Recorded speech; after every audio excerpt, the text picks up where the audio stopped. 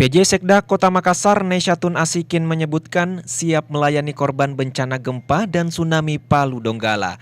Hal ini tergambar 46 ambulans siap dikerahkan untuk mengangkut korban bencana dari bandara ke rumah sakit. Bertambahnya jumlah armada ambulans merujuk beberapa rumah sakit seperti Wahidin sudah full oleh korban bencana.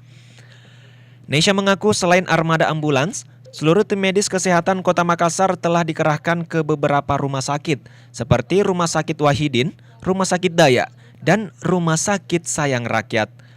Nesya menyebutkan membludaknya korban gempa akan diantisipasi dengan pemeriksaan awal, seperti langsung mengarahkan korban ke rumah sakit tertentu jika harus dioperasi.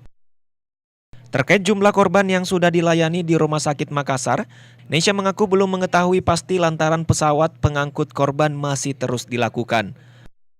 Pengangkutan pasien dari Bandara Lama Lanut Angkatan Udara ke rumah sakit.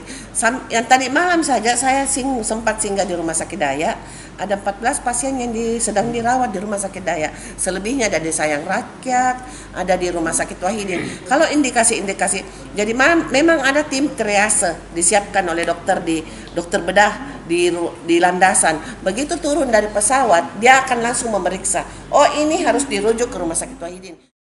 Berdasarkan informasi yang dihimpun, beberapa dokter menyebutkan kondisi yang paling banyak diderita korban bencana selain operasi kepala dan organ tubuh lainnya, yakni amputasi. Sementara bagi korban yang tidak mengalami luka lebih memilih untuk menetap di Kota Makassar dengan alasan menghindari gempa susulan di Palu dan Donggala. Musdalifah Lestari Rauf, Fajar TV dan Fajar Radio melaporkan.